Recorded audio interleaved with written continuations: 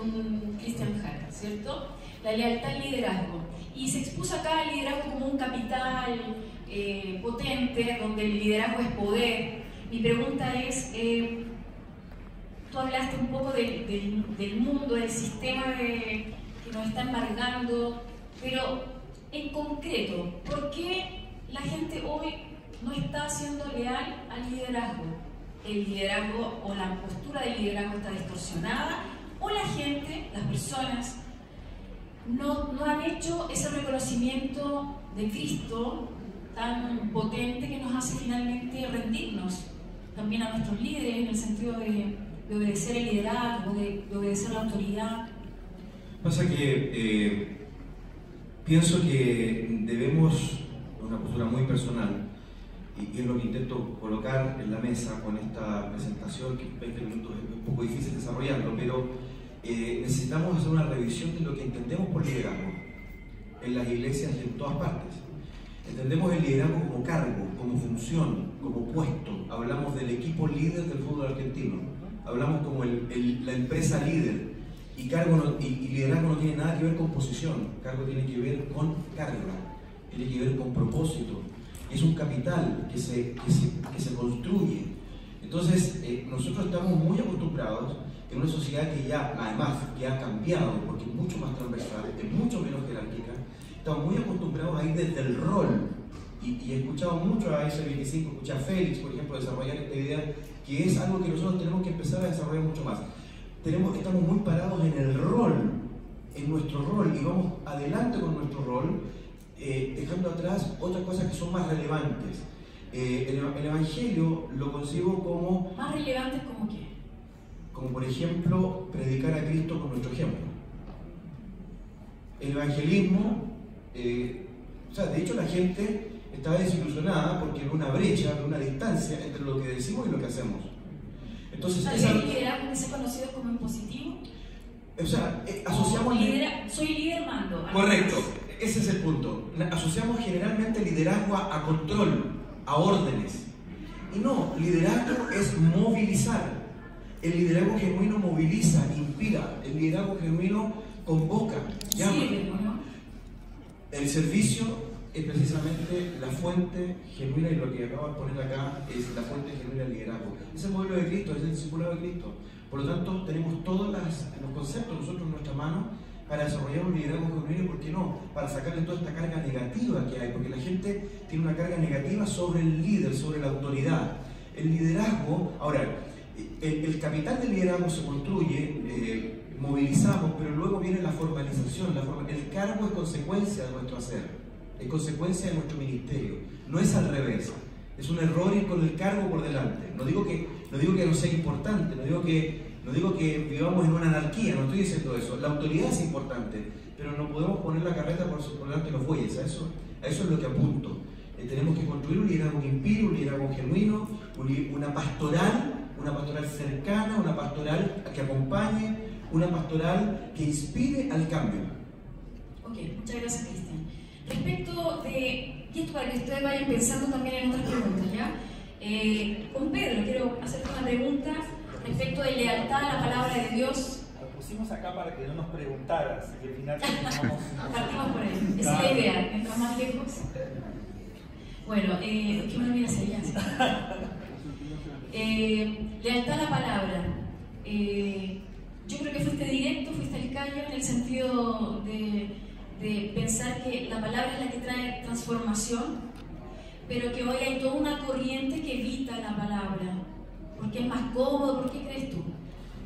Continuando un poco la idea que acabo de plantear, yo creo que hoy la gran comisión se transformó en la gran omisión. Yo creo que hoy no estamos entendiendo de que la idea no es ganar adeptos, sino hacer discípulos.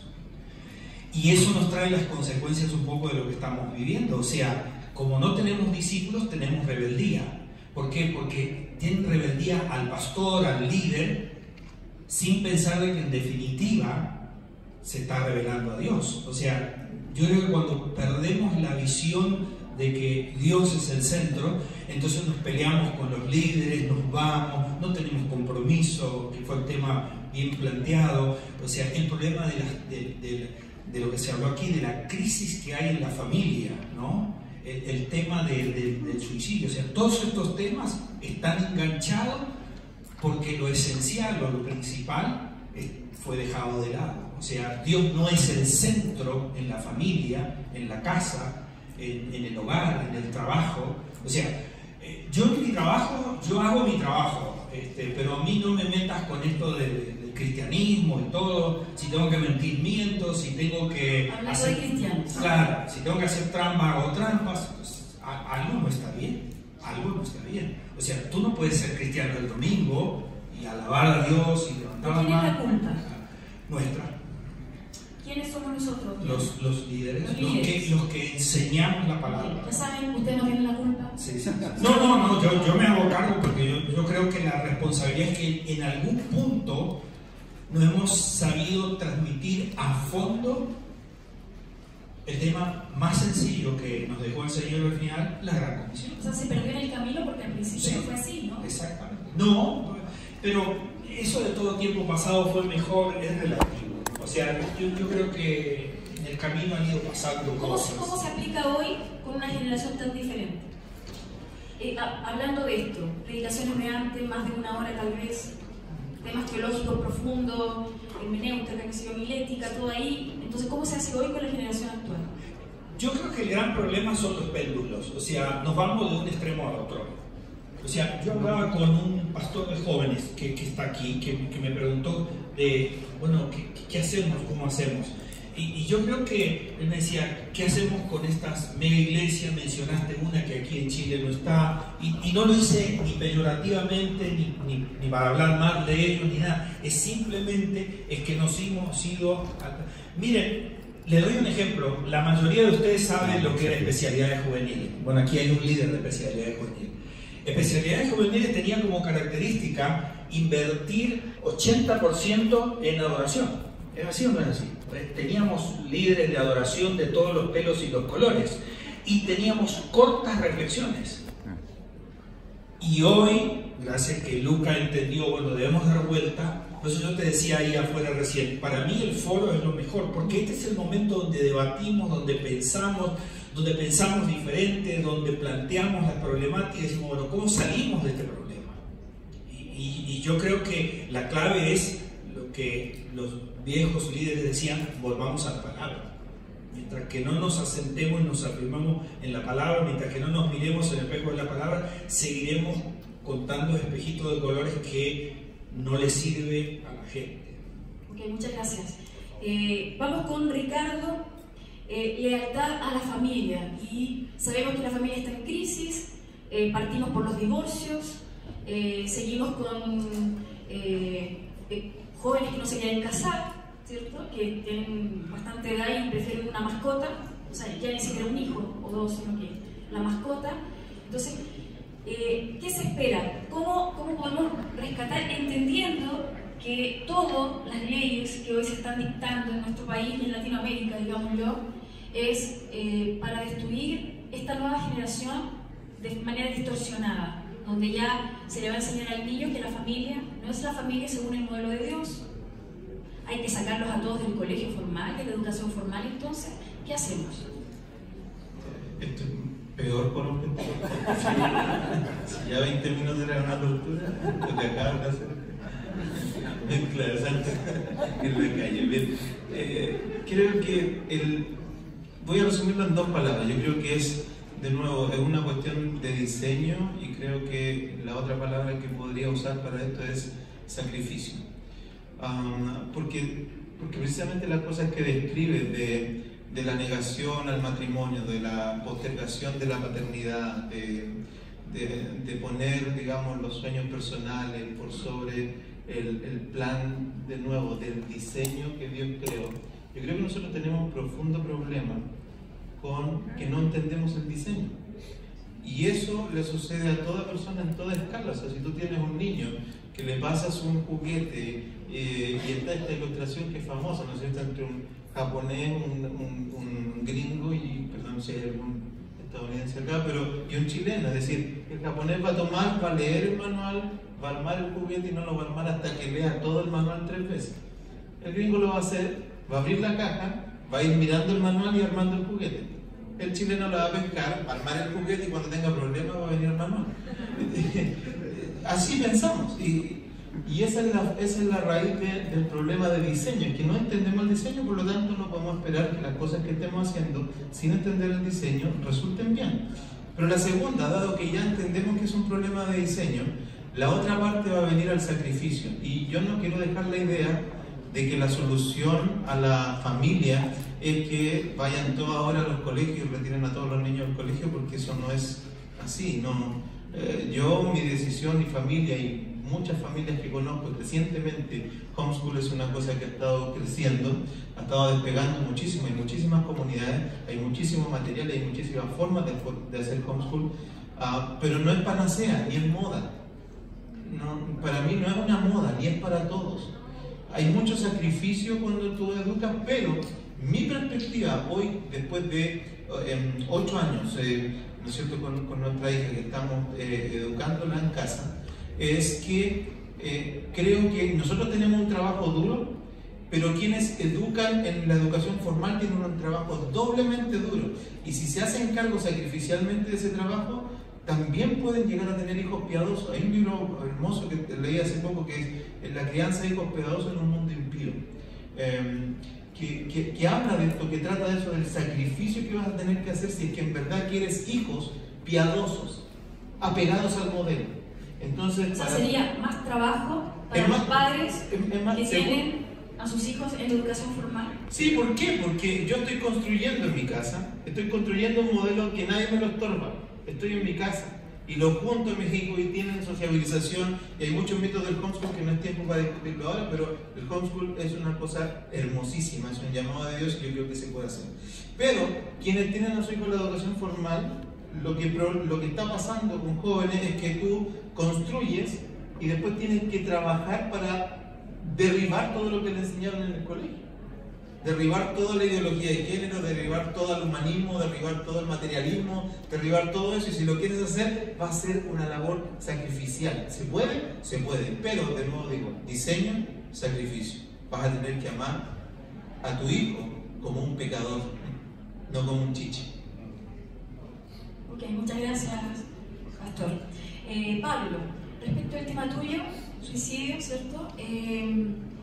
Hemos tenido casos impactantes en los últimos tiempos. Hace un par de semanas atrás, una semana pasada creo, un joven cristiano, actor, se suicidó, ¿cierto?, de la iglesia anglicana de la Trinidad, me parece, que asistía ahí.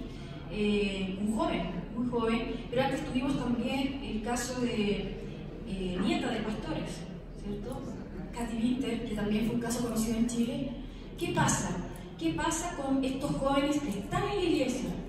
Tú lo dijiste. Participan, son hijos de líderes a veces, de cristianos, de pastores. ¿Qué pasa con ellos? ¿Crees tú que llegan a este punto del suicidio? ¿Qué se está haciendo mal? Yo creo que se vayan preocupados, yo creo que nos vayamos preocupados. Delante cuando estaba hablando estaban todos en silencio, no sé si era porque estaban aburridos o porque el tema lo estaba haciendo reflexionar.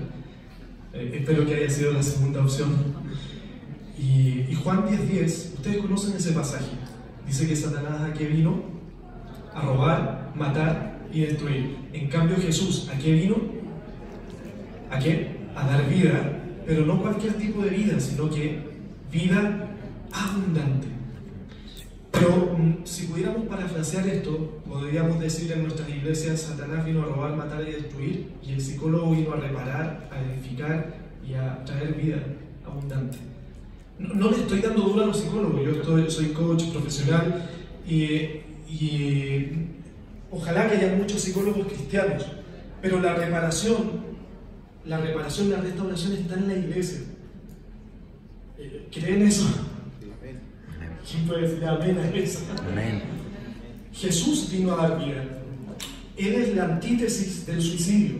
Porque tú lo ves como un problema que va más allá de un conflicto emocional o psicológico o mental, más bien un conflicto espiritual.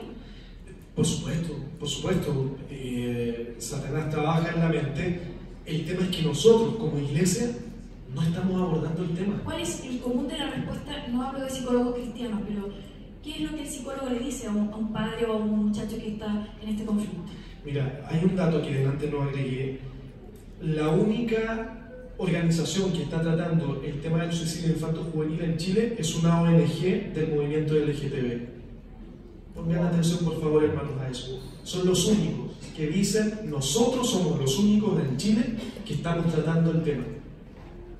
Y ellos dicen, los jóvenes y niños que se suicidan es porque son gay o lesbianas y la sociedad no los acepta. En cambio, nosotros, ¿qué hacemos? Les decimos, no, acéptense tal cual son. Y eso es lo que están diciendo los psicólogos. En los colegios, el psicólogo, cuando viene me consta, lo entrevisté a psicólogos para saber qué es lo que respondían, y la tarea de ellos es decirle al niño que tiene problema de identidad, a la niña que tiene problema de identidad, es decir, acéptate.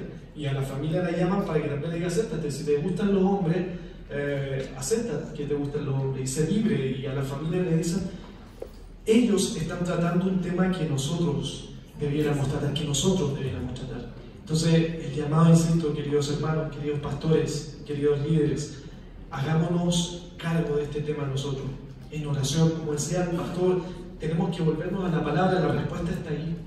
La respuesta no la tengo yo ni tú, la respuesta está en la palabra. ¿Y quién es la palabra? Jesús. ¿Y qué es Jesús? Jesús es vida. Y no solo vida, sino que es vida abundante. Entonces creo que comencemos nosotros a abordar este tema, porque ya ellos dicen que tienen más de 3.500 atenciones al año, el movimiento LGTB, y están consiguiendo recursos del Estado para hacer lo que nosotros debiéramos hacer. Bueno, un tema preocupante, aquí surgen preguntas, espero que ustedes empiecen a pensar en qué preguntas hacer. Solo poner un caso en paralelo, la iglesia tal vez está muy hacia adentro. ¿Qué hacemos para transformar estas generaciones, para transmitirle el modelo del diseño original? Para transmitirle también la cosmovisión bíblica a nuestros jóvenes que hoy aceptan a veces el homosexualismo, aceptan el aborto, siendo cristianos. Entonces, ¿qué hacemos? Ahí hay un tema de pregunta. Un dato para corroborar un poco y complementar antes de las preguntas. Respecto del aborto, las únicas organizaciones cristianas que atienden a mujeres o adolescentes con embarazos no deseados son católicos, no hay evangélicos. Algo más, disculpa que te haya pedido la palabra por un tema que nosotros no nos estamos haciendo cargo. Las políticas públicas respecto al tema del suicidio, ¿cómo se van a elaborar si no hay cristianos en los puestos importantes, cargos importantes del gobierno? Estoy en el gobierno y todas las capacitaciones que hacemos las he diseñado yo. Me tocó la bendición de desarrollarlas yo y enseñamos liderazgo. ¿Y saben qué enseñamos en liderazgo? El tema de gobierno, el liderazgo, el que impartimos en todo el país, parte con el liderazgo de servicio. Ellos no se dan cuenta, pero toda la charla de liderazgo y conferencias de liderazgo que tenemos están basadas en el liderazgo de Jesús y ellos no se dan ni cuenta. Y cuando terminamos las conferencias yo aplaudo desde mí, quiero ser un líder servidor. Pero, ¿dónde están los cristianos en los puestos de influencia? Cuando nos toque trabajar en este tema de las políticas públicas para enfrentar el suicidio, ¿dónde están los cristianos en los cargos importantes para decir, esta es mi propuesta? Ok, bueno, lealtad a la palabra, lealtad al liderazgo, lealtad a la familia, lealtad a la vida. ¿Ya? Vamos a aperturar, Rodrigo, ¿está bien? Vamos a aperturar para las preguntas, entonces yo no sé si hay algún micrófono ahí abajo. Y los primeros 5 obviamente van a recibir su entrada a este congreso de UMI, 27-28 de septiembre. Buenas tardes para el pastor Cristian Jara, de la Catedral de Alabanza. Pastor, la pregunta es la siguiente: ¿qué piensa usted que hoy los referentes de liderazgo sean ministros de alabanzas y no quienes deberían llevar la influencia que son los pastores? Hoy tenemos un problema grave en la adoración, y alguien lo mencionó, que el 80% de adoración y 25 minutos de palabra y ya los hermanos están como bostezando.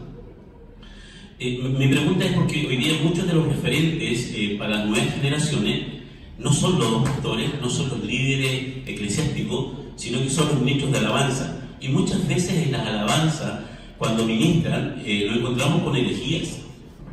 cosas que dicen así. Vimos la otra vez también una versión, algunos ordenándole a Dios que sanara a otro ministro de alabanza.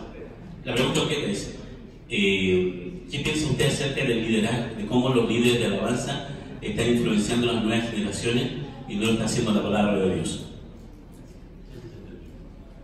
Sí, bueno.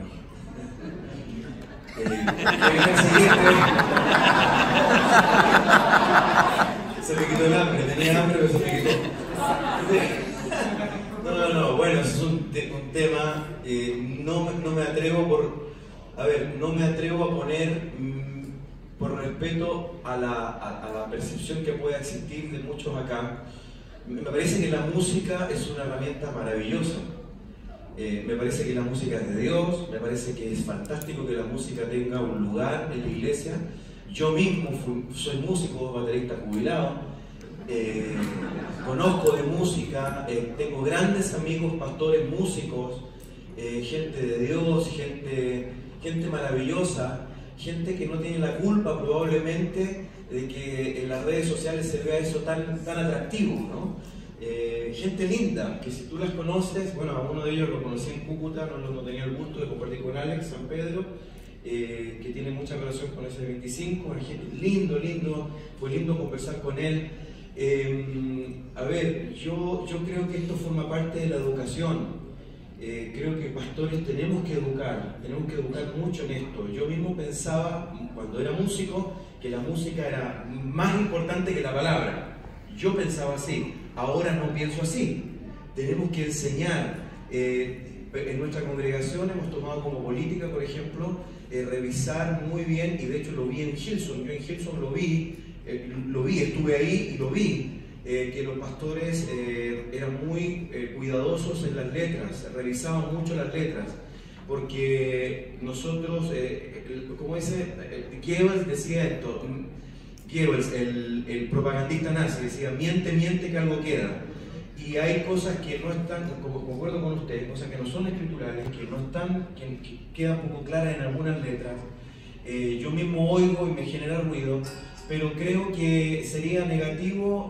O sea, la iglesia es un lugar para ser educados, la iglesia es un lugar donde los ministerios están establecidos y debemos, y lo último que usted dijo, una idea, precisamente de eso creo que tenemos que zafarnos un poquito, pensar en el líder de música. Es la cabeza de la música, él es el encargado de la música. Liderar es otra cosa, liderar es movilizar, es el lugar donde nosotros necesitamos movilizar a la iglesia. Si lo está haciendo a través de la música, no sé si lo está logrando o no a través de la música. Me parece que la pieza clave aquí es enseñar mucho, educar mucho. No vamos a... Sí, ¿puedo? Sí, quiero, porque el que más habló del tema y no quiero quedar aquí mal con mi querido pastor. No, el punto, en ningún momento la intención es decir, bueno, si es músico, no tiene la autoridad. El problema no pasa por ahí. Puede ser músico, puede ser pastor, puede ser un laico. El tema, mire, el tema es bien sencillo. Citó aquí a Juan 10, yo voy a Juan 16, 8. Jesús dice, y cuando venga el Espíritu Santo, Él convencerá al mundo de pecado, de justicia y de juicio. O sea, no somos los pastores, no son los adoradores, no son los... O sea, no somos nosotros, es el Espíritu Santo que convence a las personas. O sea, nosotros, como decía Roger, predica la palabra y córrete a un lado, déjala que haga su efecto. O sea, porque suena acá como que algunos estamos en contra de los que hacen oración. No. O sea, los pastores decimos un montón de herejías. Ojo con que decimos, no, los de alabanza. No, nosotros decimos barbaridades a veces que no tienen correlato con la palabra. Entonces, seamos cuidadosos en eso, no le apuntemos a alguien, veamos qué es el fondo de la enseñanza y seamos conscientes, es el Espíritu Santo el que convence, no es el pastor, el adorador o quien sea. Gracias. Vamos, voy a hacer oportunidad. Sé que muchos quieren hacer preguntas, pero primero, que la pregunta sea clara, no la explique, solamente hágala y sin comentarios. Pregunta. Segundo, preguntas al resto de a los tres que quedan. ¿Alguien tiene alguna pregunta para Ricardo? Bueno, Ricardo, mira, lo que pasa es que yo no sé si ahora el homeschool, a propósito que en 1995 ya la iglesia se separó del Estado, es como un modelo que la iglesia debería tomar y debería incentivar para poder, a propósito de la ideología de género y todo eso, que Estados Unidos nació desde ahí, debería tomar la iglesia esto como una iniciativa para poder traerla a nuestro campo y poder incentivarla a nuestros padres para poder precisamente sacar a nuestros hijos de este sistema que cada vez más va influyendo en nuestros hijos. Yo no quiero pretender de nuevo dar una norma de lo que voy a decir. No sé si la iglesia debiera tomarlo o abrazarlo como una norma para todos. Sí creo que si las cosas que yo les acabo de decir hacen sentido a algunos, es muy sano que las pongas y las peses ante el Señor. Y si eso lo lleva a la congregación, también hacerlo. Tengo experiencia de iglesias completas que toda la congregación está haciendo homeschool en Concepción. Mi hermano pastor bautista, toda su congregación está haciendo homeschool. En el caso mío, mi iglesia, mi familia, soy el pastor, pero yo no le digo a la iglesia, mañana, porque yo soy el pastor y estoy en homeschool, mañana todo en homeschool, porque estaría yo rompiendo algo que es la decisión de las personas y hay que valorar muchas cosas. Sin embargo, por el otro lado ahora, a favor del asunto de homeschool, empieza a pesar todas las cosas que están sucediendo en la sociedad. Empieza a pesar cuánto están presionando a nuestros jóvenes. Empieza a pensar cuánto está haciendo daño a tus hijos o a los jóvenes de nuestra iglesia. Y en mi percepción, creo que homeschool es como una vuelta al origen, es una vuelta a hacerte cargo, es un combo para muchos de nosotros padres y esposas a negarse probablemente a una profesión, a vivir con lo suficiente y no con lo que quieres. ¿Entiendes?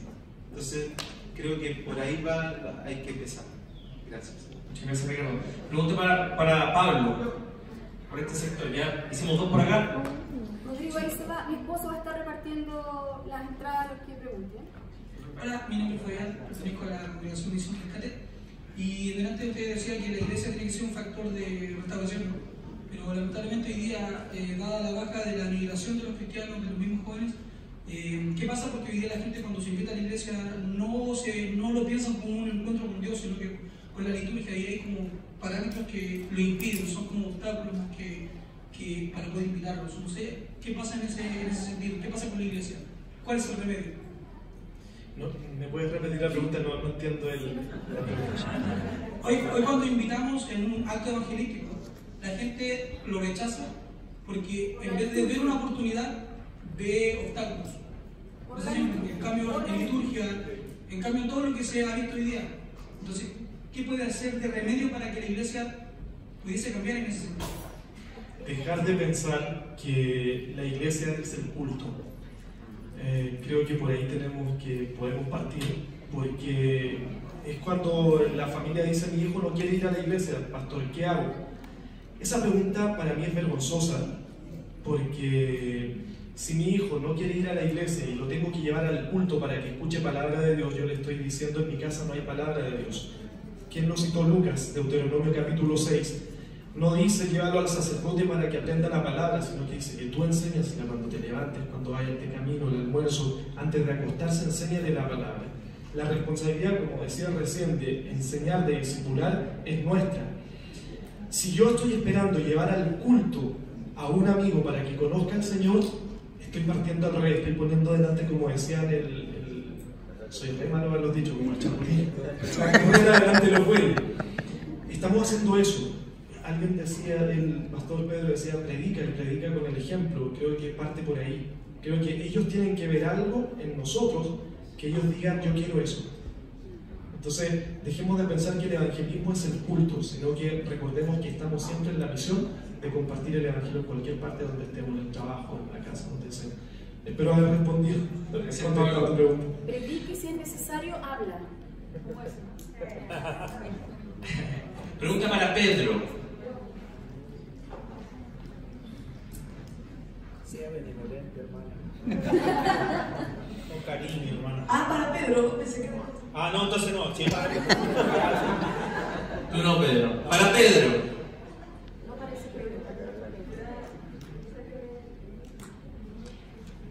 Nosotras tenemos una duda. Queríamos saber por qué la juventud en este tiempo nos ve como un pueblo desunido. ¿Y qué podemos hacer para capacitarnos y para poder abarcar a esta generación que no cree en el pueblo de Dios? Wow.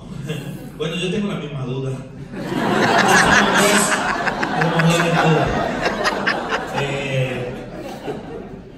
Yo creo que el problema pasa porque a veces a los adultos nos cuesta entender los cambios que se producen desde lo hormonal hasta lo sentimental y también lo espiritual dentro de la juventud. O sea, algo que me salté, tengo mi hija menor, asiste a Hillsong. O sea, a Hillsong, Buenos Aires, la central. Ella va allí. O sea, y fue miembro de la iglesia donde yo fui pastor, ya no lo soy ahí. Y bueno, o sea, eso no cambia absolutamente nada si realmente la raíz, la esencia, la base, la plataforma, que es la palabra, está en ella, no importa dónde se congregue. ¿Por qué? Porque va a ser un reflejo, ¿no? Va a ser un testimonio y va a servir para otros. O sea, yo creo que el problema de que a veces vemos a la juventud como rara es justamente porque la queremos comparar a nosotros. Oye, tú no te vistes como yo, o sea, qué cosa rara, tú eres rara. No, tal vez el raro soy yo. Entonces, el problema es que no cambiamos el chip de mirar cómo es el resto y realmente cómo me hago empático a esa otra persona. ¿Cómo me hago para que afectivamente me acepte y yo la acepte también? No la vea como raro.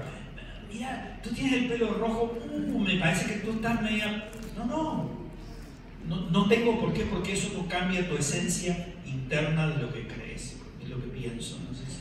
Colegas. Muchas gracias. Bueno, yo sé que hay muchas preguntas, más que por tiempo.